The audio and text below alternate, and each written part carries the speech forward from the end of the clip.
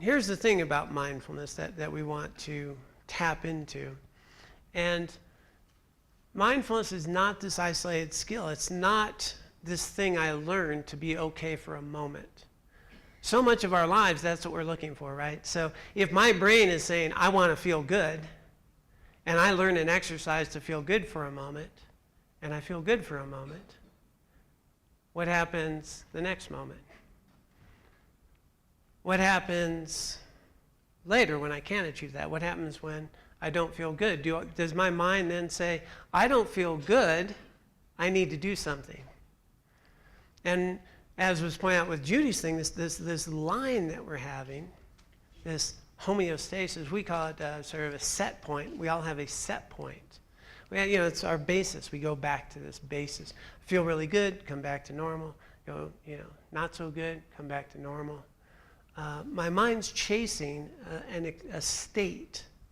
And if we can learn some tools that give us this state, and our mind starts believing that this is how I should be all the time, we're probably going to be uncomfortable most of the time.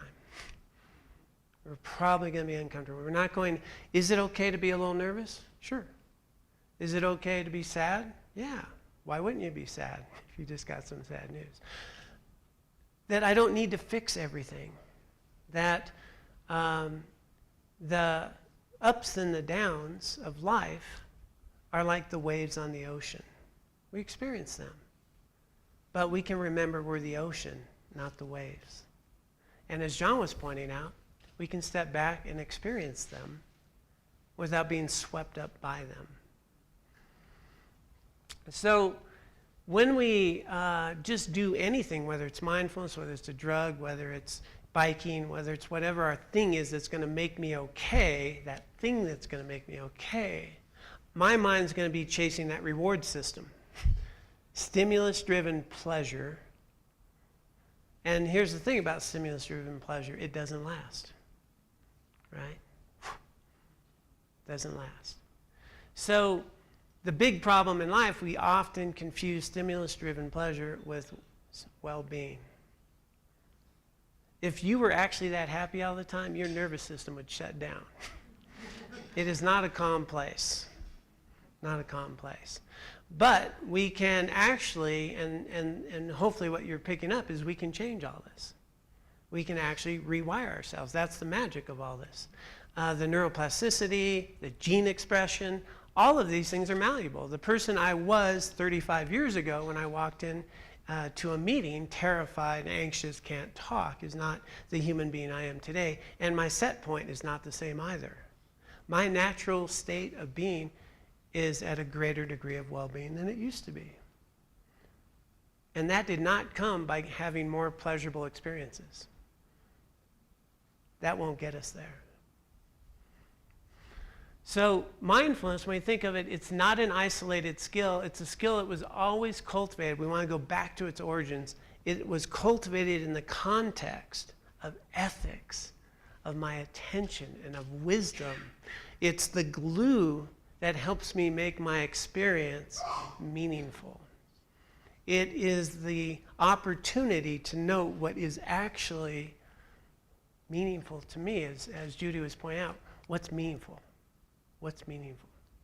So in other words, mindfulness is this great wise elder that is observing in real time consciously of what I'm doing that's meaningful and what's not, what's healthy and what's not. The problem is we're generally not paying attention. And we go on autopilot. And then the reward system, right? And so that automatic reward system that's not conscious, that's not making choices consciously, is seeking to feel good. And so it tells you things. So let me just give you a real quick explanation on this reward system and how insane it is. All of us here have had more pleasurable, wonderful events happen in your life than you could possibly remember, right?